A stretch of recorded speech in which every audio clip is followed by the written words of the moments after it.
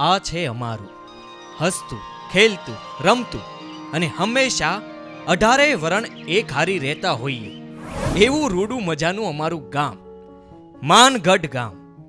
અને આજે હું તમને પરિચય કરાવવા જઈ રહ્યો છું જમકુબેનનો, કે જે આખાય ગામમાં સૌથી વધારે ભણેલા અને ધારદાર વાત કરવાની કળા ધરાવનાર અમારા ગામના વહુ છે. એ અત્યારે મુખી નથી, પણ મુખીથી ઓછાય નથી. ગામનું કે કોઈ પણ વ્યક્તિનું કે જે માનગઢનો રહેવાસી છે તેનું કોઈ પણ પ્રકારનું કામ ચપટી વાગતા તેમજ જલ્દી ઉકેલવા માટે એન કેન મહેનત કરીને પૂરું કરે છે. આવા છે અમારા જમકુબેન. કોક તો એને જોરદાર જમકુડી પણ કહે છે. તો ચાલો આપણે જોઈએ એમણે કરેલા કામ અને અલગ અલગ કિસ્સાઓ, જેમ કે જમકુડીની જમાવટ.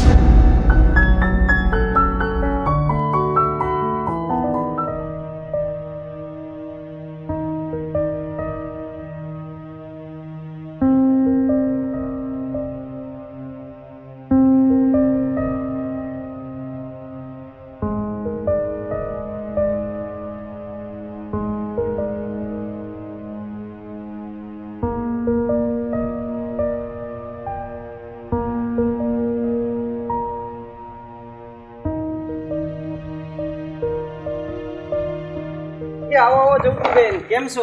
બસ મજામાં. તમે કેમ છો ઠાકરસિંહભાઈ? બસ એકદમ શાંતિ છે. આવો બેસો.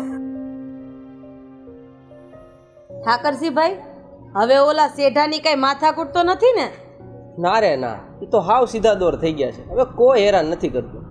તો ઠીક, બાકી કોઈ આડા અવડા થાય તો કેજો. આ જમકુ કોઈને મૂકે એમ નથી. જમકુબેન, એ તો હારા પ્રતાપ તમારા કે તમે ગમે એમ કરીને મારી વાડીને બચાવી લીધી, નકર બાજુના શેઢાવાળા કાંઈ મૂકે એમ ન થાઓ. ઈ તો છે ને ઠાકરસિંહભાઈ, એક નિયમ છે, જેવા આરે તેવા થાવું જ પડે, નકર કોઈ આપણને હક લેવા ન દે. ઈ તો ઈ લોકોને એમ હતું કે આને ડરાવીને એનો શેઢો દબાવીએ ને પછી ધીમે ધીમે આખી જમીન પડાવી લેવી. એને ખબર નહોતી કે આ માનગઢમાં જમકુ હજી જીવે છે અને બિચારા ખોટા મારી અડફેટે ચડી ગયા. અને આ ઠાકરસિંહભાઈ એને તો સીધી નાઈ કરી દીધા. આમાંય હતા તો આપણા જ ગામના ને, બીજું વળી હોય હું એમાં. હા, એ તો છે જ વળી હો. અમારા ભાભી ક્યાંય દેખાતા નથી, ક્યાં ગયા છે? એ તમે આવ્યા ને એ પેલા હમણાં જ હજી અવેડે ઢોર પાવા ગઈ છે. ઠીક છે ત્યારે. ઠાકરસિંહભાઈ, આ વખતે વાડીએ પાણીનું તો સારું છે ને? હા હો જમકુબેન, આ વખતે તો વાડીનો કૂવો ભરાઈ ગયો છે અને ટોડાળી વાળો દાર 30 ફૂટે આવી ગયો છે, એટલે કાંઈ વાંધો છે નહીં. બસ ત્યારે કરો લીલા લેર. અરે મારે તો આખી જિંદગી લીલા લેર જ રહેવાના છે ને. ઈ કઈ રીતે ઠાકરસિંહભાઈ? આ તમારી ભાભી છે નહીં, લીલી? ઓહ, ઈ તો મને ભૂલાઈ જ ગયું. મારે તમને એક વાત પૂછવી હતી કેટલાય દાડાથી. અરે ઠાકરસિંહભાઈ, પૂછો, એમાં મૂંઝાવાનું હોય?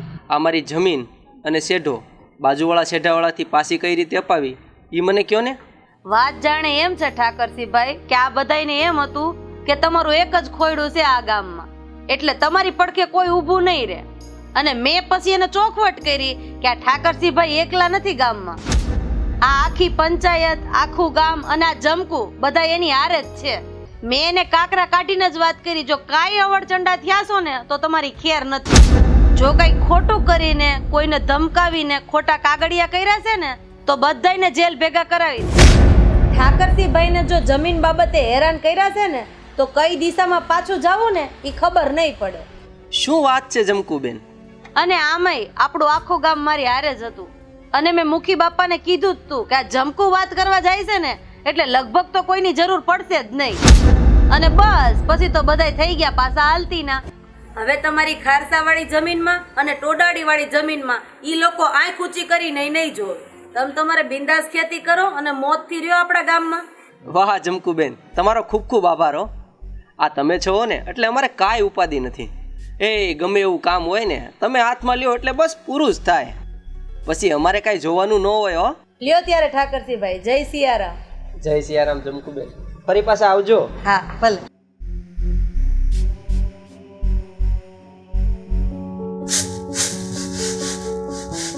જળીને ચમકારે મોતીડા પરોવ પાનબાઈ અચાનક અંધારા. જય શ્રી કૃષ્ણ ગોદાવરી બેન. એ જય શ્રી કૃષ્ણ, જય શ્રી કૃષ્ણ ચંપુબેન. આવો, બેહો બેહો.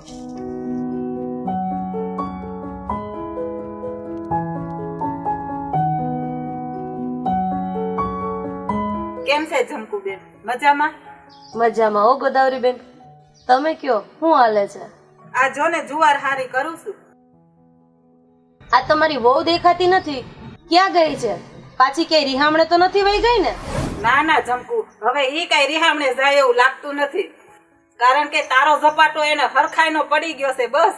એટલે તો હવે સીધી દોર થઈ ગઈ છે અને ઘરનું અને વાડીનું બધું કામ કરી નાખે છે. તમારે એની પાસે બધુંય કામય કરાવવાનું અને થોડીક દાબમાંય રાખવાની, એટલે તમારી ઉપર વટ ન થાય. હા જંકુ, જ્યારથી તે મારી વહુ કાજલ ને એના બાપાને ખખડાવી નાખ્યા ને ત્યારની શાંતિ ને શાંતિ છે. આ હારું કર્યું, અમારા વેવાઈની ત્યાં જોઈ અને ધનસુખના વહુને તે બધું હાસું કહી દીધું. હા તે વળી બીજું તો શું કરવું? આ આજકાલની શેડાડી છોડ્યું ને તો જાણે મહારાણી હોય એમ જ રહેવું છે. આ શેરની ખરાબ હવા લાગી ગઈ છે આપણા ગામડામાં. આ શહેરમાં તો ઘરે કઈ કામ કરવા નથી, સાંજ સવાર હાલવા જવાનું, આ જીમમાં જવાનું, દોઢિયા ક્લાસમાં જવાનું, આ ખોટે ખોટા નાટક કરે છે. તો પછી ઘરના બધાય કામ કરતા હું ઘા વાગે છે? આ ઘરે રાંધવાનું કઈ કરવું નથી અને રવિવાર આવે એટલે હોટલની દીકરીઓ થઈને આ હાલતીન્યું થાય તો એને ઘેરે ગેસ હળગાવતા હું એરું આપડી જાય છે. ઈ તારી વાત હાસી હો જંકુ.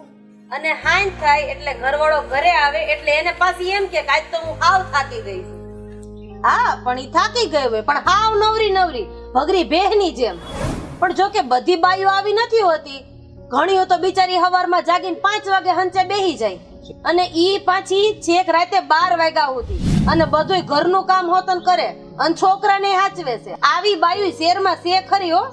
ઈ બધું તો ઠીક, આ તે કામ બહુ સારું કર્યું હો. આ મારી રિહામણે ગયેલી કાજલ વહુને પાછી લાવીને અને વળી પાછી સુધરી ગઈ. નકર હું ને મારો ધનસુખ શું કરે? આ મારો ધનસુખ હાવ નાનો હતો ને ત્યારે એના બાપા વયા ગયા છે. કેમ કરીને મોટો કર્યો છે મારા ધનસુખને ઈ તો મારો રામ જાણે. અરે ગોદાવરી બેન, ઈ બધું થોડું આપણા હાથમાં છે. હવે તમે ઢીલા પડોમાં હાવ હારાવાના થઈ ગયા છે, તમે ખોટી ચિંતા રહેવા દો. એટલે આ જમકું છે ને હજી ગામમાં, પછી કઈ થોડું પાછું વળીને જોવાનું હોય. હવે તમે તમારા દીકરાની જરાય ચિંતા નહીં કરતા, કારણ કે મેં વેવાઈને અને કાજલને બેયને હરખાઈના ખખડાઈ નાખ્યા. જંકુ, ઈ કે તે એવું તે હું કર્યું? તે વેવાઈને મારી વહુ બે સીધી લીટીમાં હાલવા માંડ્યા. પણ ઈ ગઈ છે ક્યાં? ઈ ધીરુભાઈને ઘંટીએ ઘઉં દળાવા ગઈ છે. બરોબર, તેદી પરવડી જઈને એના બાપાના ઘરે જઈને એટલું જ કીધું તું, કનુભાઈ તમારી દીકરીને હાહરામાં રહેવું નથી એટલે એને હાહુ હારે ભળતું નથી અને રોજ ગોદાવરી બેન ની હારે ડખા કરે છે. એટલે તમારી કાજલીને તમારા ઘરે હાચવો અને બેયને છૂટાછેડા કરી દી, એટલે તમેય છૂટા અને અમેય છૂટા. એલી જમકુડી, તું મારા ધનસુખિયાનું ઘર જોડવા ગઈ હતી કે તોડવા ગઈ હતી? ઈ કઈ સમજાણું નહીં હો. અરે ગોદાવરી બેન, ન્યા જઈને તો એમ જ કેવું પડે તો જ આ વાંદરિયું સીધ્યું થાય એમ છે. બાકી આ બધું તો આપણને વેચીને જમરૂખ ખાઈ જાય એમ છે. આજકાલની સોડિયું કઈ ઓછી નથી હો. જમકુ જમકુ, દાદ દેવી પડે હો તારી બુદ્ધિને. હાલો બા, ત્યારે હું જાઉં છું, મારે હજી શંકર કાકાને મળવા જવાનું છે. હારું હારું, પણ આમ આટો મારતી રહેજે હો. ભલે ત્યારે.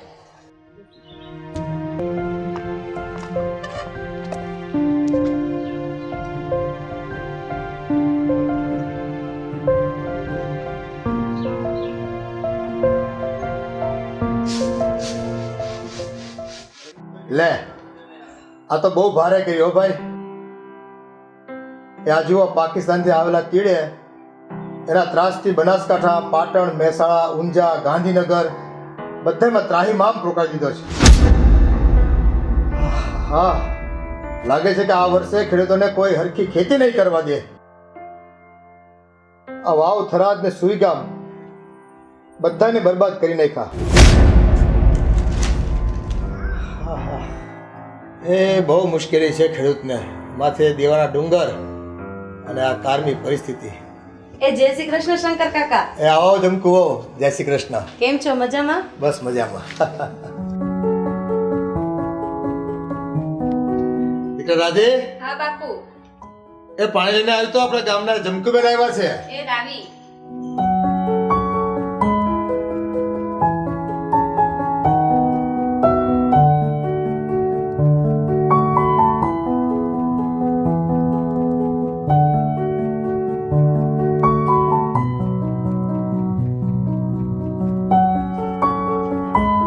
હે શંકર કાકા, હવે તમારું પેન્શન વાળું કઈ અટવાયેલું તો નથી ને? એ ના ના, એ તો સરસ મજાનું કામ પૂરું થઈ ગયું છે. તો ઠીક, બાકી કોઈ નખરા કરતો હોય તો કેજો. હા જુઓ ને, એ તો બહુ નખરા કરતા હતા, પણ આ તમે જેને ઉધરો લઈ લીધો ને એટલે બધાય સીધા દોર થઈ ગયા છે. એ નકર તો મને આ ધક્કા ખવડાવી ને થકવાડી દીધો હતો. એને ખબર ન હોય કે આ જમકુડીના ગામના શંકર કાકાનું પેન્શન ટલ્લે ચડાવ્યું છે એટલે. પણ જમકુ વહુ, એ તો કયો, તમે આ મારા પેન્શનનું કામ ખાલી આ 3 દિવસમાં કેમ ક્લિયર કર્યું? એ હું તો 4 મહિનાથી ધક્કા ખાતો હતો, ગારિયાધાર ભાવનગર, ગારિયાધાર ભાવનગર, મારા હાળા કોઈ જવાબ નથી દેતું. ઈ તો છે ને પેલા એક દિવસ જોયું અને જાણ્યું, પછી તરત જ એના મોટા અધિકારી પાસે જઈને એને જ ખખડાવી નાખ્યો. મેં એને કીધું કે આ શંકર કાકાએ આ પેન્શન પાછળ આખી જિંદગી ખર્ચી નાખી છે, અને તમે જે આ પૈસા આપો છો ને એ ખેરાતના નથી આપતા. આ તો એના દ્વારા જે સરકારી નિયમ પ્રમાણે બચાવેલા છે ને એ પાછા આપો છો. બસ એટલે લાંચના હવાદિયા થયા વગર છાનામાના પેન્શન છૂટું કરો, એમાં જ મજા છે. શું વાત છે? પછી તરત સહી કરી દીધી? અરે ના ના, આ બધાય કઈ થોડા એટલા બધા સીધા હોય છે, એને ટેવ ઊંધી પડી ગઈ હોય એટલે પછી આપણું બીજું જે હથિયાર છે ને ઓળખાણ, એનો ઉપયોગ કર્યો. ઈ વળી કયું બીજું હથિયાર? ગાંધીનગર વાળી ઓળખાણ, બીજી કઈ વળી? ઓહો. મેં એક જ સીધો ગાંધીનગર ફોન કર્યો ને પછી તો એની વાત જ જવા દો, અને કેવા લાગ્યો કે જવા દો ને બેન, મારી ભૂલ થઈ ગઈ, મારે નાના નાના બાળકો છે, આ મારી નોકરીનો સવાલ છે, મહેરબાની કરીને મને માફ કરી દો. પછી શું થયું? પછી શું થાય, એના જેવા થોડા આપણે હોય. મેં એને કીધું કે આ એક મારા ગામની વાત નથી, પણ લાંચ લેવા માટે જો કોઈ પણના પેન્શનના કાગળિયા અટકાવ્યા છે ને તો તારી ખેર નથી. અને પછી તરત જ મારી દીધો સિક્કો અને કરી દીધી સહી, અને આપણું કામ થઈ ગયું કાકા. હા જમકો, આ તમે ગામમાં છો ને એટલે અમારે કાંઈ જ ઉપાધિ નથી. હે ગમે એવું કામ હોય ને તમે હાથમાં લ્યો ને એટલે બસ પૂરું જ કરો છો તમે. હાલો ત્યારે, હજી મુખી કાકાના ઘરે મળવા જવું છે. કાલે એમનો ફોન હતો, કંઈક થોડુંક કામ હતું એટલે. હા હા, મળી આવો ત્યારે. આપણા ગામના મુખી મનજી માદા એટલે કે આપણા દાદા. ભલે ત્યારે, આવજો કાકા. હા હા, મળી આવો. જય શ્રી કૃષ્ણ.